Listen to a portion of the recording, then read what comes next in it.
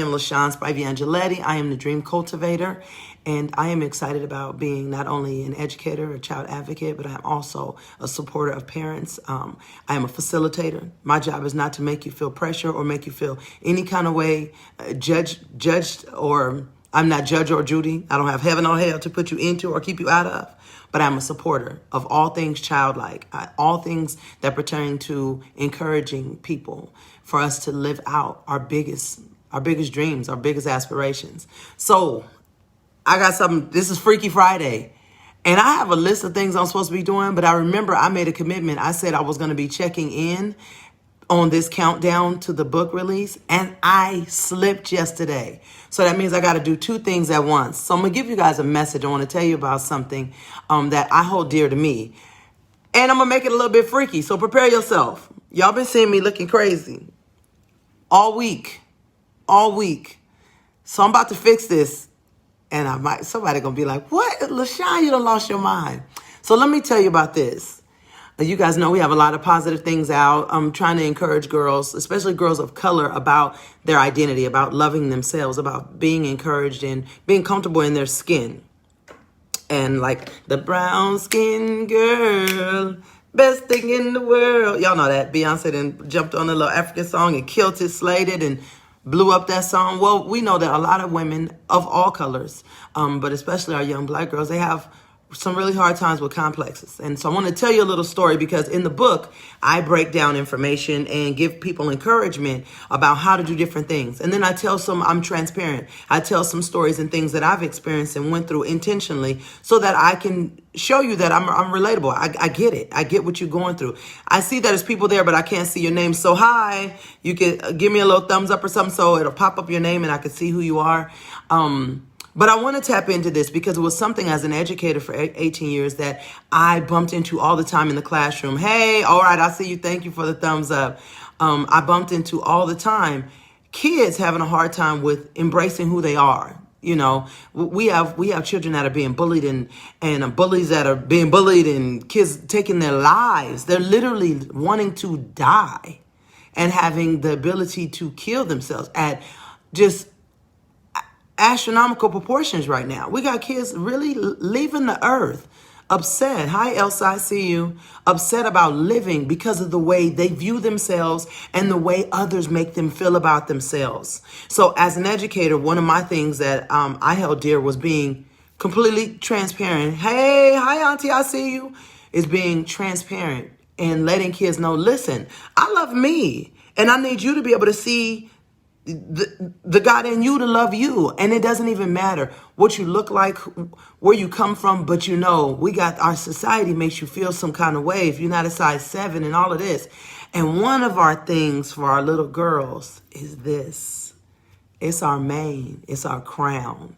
And how they envision themselves and how they see themselves is based on what society has said about their crown, about one of the jewels that they were given from birth.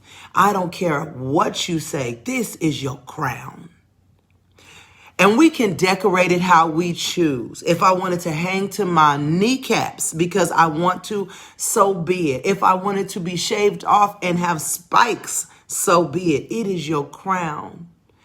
And so I thought, while I'm counting down to do this, I wanted to tell a story about my crown and growing up and some of the things that happened because I am a natural storyteller. But I have to multitask, y'all, because I got stuff to do today, and I got a book about to drop any day now, and I need to be ready for some other stuff. Not to mention, Nyla got a cupcake sale about to blow my mind, 72-hour sale, so get ready. But I thought, I'm going to be naked for y'all. I'm going to be physically naked because most people know I don't wear fake hair anyway. But every blue moon, I like to put some braids or something in that gives me the ability to be free. And I'm going to tell you about what was going down when I was a kid, because our kids are still going through it now.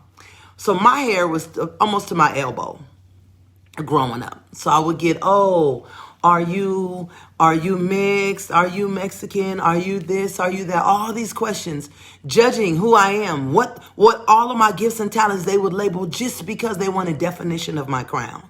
They think my crown should determine who I am. And so I wasn't with that. And y'all, I'm going to tell you, at first it would hurt my feelings. After a while, between that and boys wanting to touch my butt because I was thick and young, I became scrappy. I was fighting. And then when I realized I was good at fighting, I didn't do the good thing. I actually kept fighting. And my mama had to threaten me and all kind of stuff. But it was my defense at the time. And then it took a couple years for somebody to really help me be still and go, you know what? It's not about that. You're beautiful just how you are on the inside and out. And we don't have enough people that are telling our young kids that. And then them telling themselves that and telling other friends that. So my crown was what it was. So for years, I fought about my crown. My mama was mad. She came home one day in middle school. I had shaved it on one side and had it long on the other side. She was like, oh my God, oh my God. There was so many things going on about this crown. I went through stages of it falling out. I went through childbearing where it grew even thicker. And then with Halen, it fell out again. And then I had to find a way because my daughter went through her crown getting told, oh, you must be this and this and that. Is your mom Mexican? I mean, all these questions about culture and nationality, all based on our crown, on your hair. And I had little girls in the classroom afraid to be in their own natural skin, in their hair, either because somebody didn't know how to maintain it, how to keep it healthy and shiny and combed in a way that they felt confident, or people just kept bagging on them, kept talking about them. So I would find ways to let my classroom know, Miss Spivey don't care nothing about no hair. Matter of fact, I'm grateful and I'm blessed that I have some. But look here, if I decide to add some because I want my braids to last, I shall. I don't care. Ain't none of your business. And matter of fact, what you think about me ain't none of my business. What you think about me ain't none of my business. So if I decide to take it out in your face, I shall. Because what I'm doing is cultivating my greatness. I'm cultivating the fact that LaShawn loves LaShawn and that I am made beautiful. And I am phenomenal in my gifts and talents. And I'm also a leader and I have to show other kids. Because there's a little girl inside of me, even though this package I'm in is 45 now, there's a little girl inside of me that looks around and says, hey, I remember fighting because they kept pulling my hair because they were saying it was fake. I remember them days. Hey, y'all, they want me to wave at you. Hi, I see y'all. So I'm talking about some of the tools, how I connect with kids, with parents. And sometimes it's just about being raw and transparent. And so I have no problem with revealing that, like I said, on my to-do list was this main, taking care of my crown. And I don't care what the length is. As y'all see, I keep pulling out pieces that don't belong to me. This connect along. But it make it last so long. It make my braid last 2 weeks and me not having to comb my hair until it's time to wash it. And so I would have little girls go, but Miss Spivey, you don't understand because your hair is long. And I had to explain to them, baby, it's been years that Miss Spivey hair wasn't long. It's been years that it didn't act curly, that it didn't feel happy, that it didn't feel pretty even if you think it was pretty. I didn't feel pretty about it, but I had to find ways to cultivate something deeper inside of myself. I had to tell other people that they were beautiful so that I could give myself permission to be beautiful too. It's when you look around and you don't judge people and you're not telling them that, oh, that's great.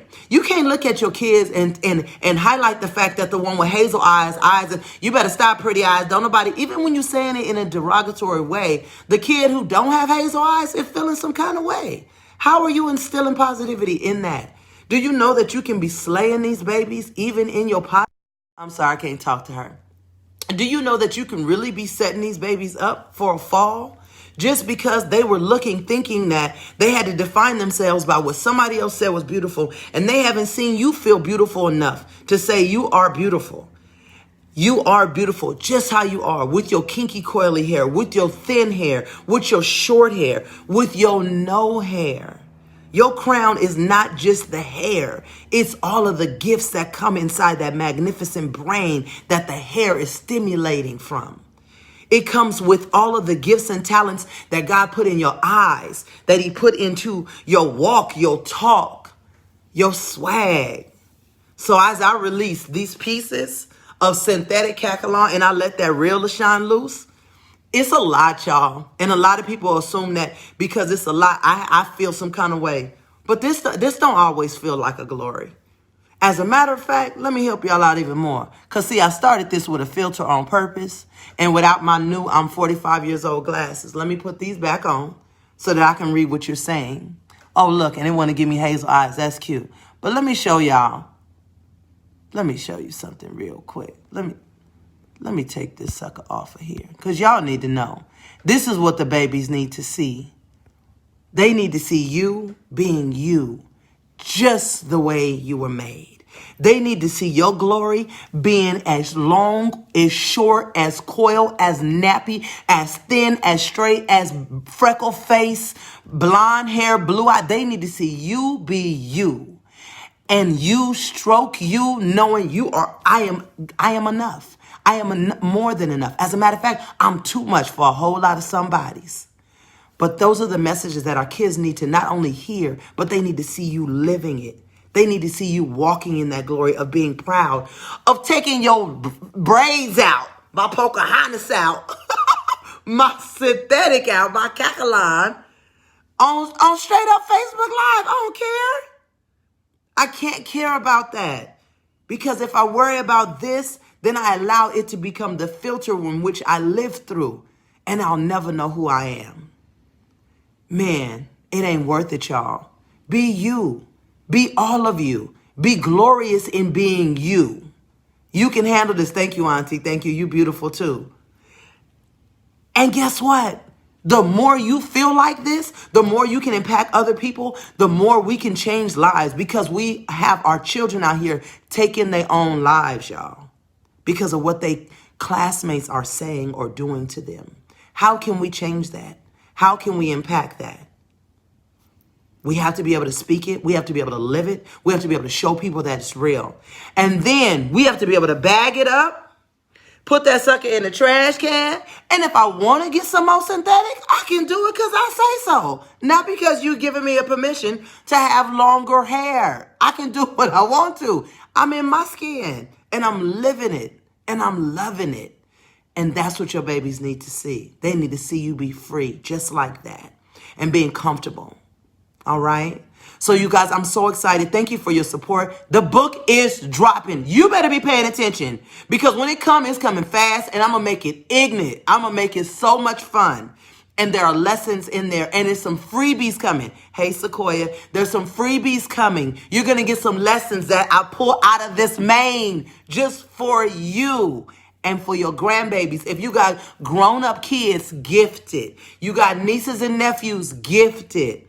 They all need to be stimulated how to cultivate their dreams, how to be able to live out their life bigger than they've ever done, y'all. Because those who are learning these lessons, they are soaring. We have children making $1 million companies at a whole nother level. How are they doing it and other children are not? It's not that those kids don't have the gifts. They just may not have had people around them with the wherewithal to push them as hard as they can, to encourage them to clap up their game. Good morning, I see you, Candace.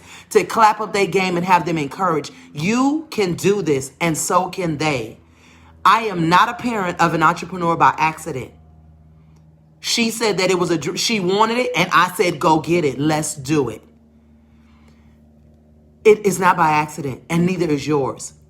If you need support, holla. If you need to figure out the way, holla. I have no problem with sharing.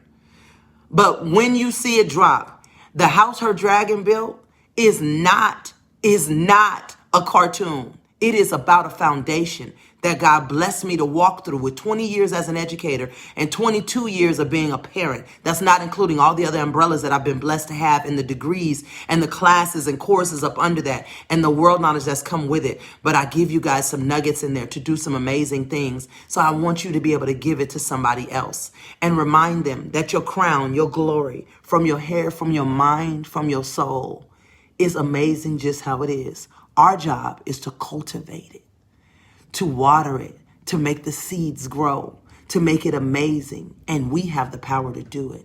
And we have the power to encourage each other and to enlighten each other so that we can keep moving and succeeding and excelling. I don't care how much hatred is out there. Love can kill everything, but somebody got to be loving out loud. So I'm loving on you out loud so that you can give people this book and love them out loud and to keep making a difference. We ain't gone yet. This generation, y'all, we ain't gone yet. But how are we going to leave this world behind us? How are our kids going to handle it if we have not implemented what we need to do to let them know that they have a torch to pick up? So Shiva, you're going to have to get back on, boo, because LaShawn just came up out of them braids in front of everybody.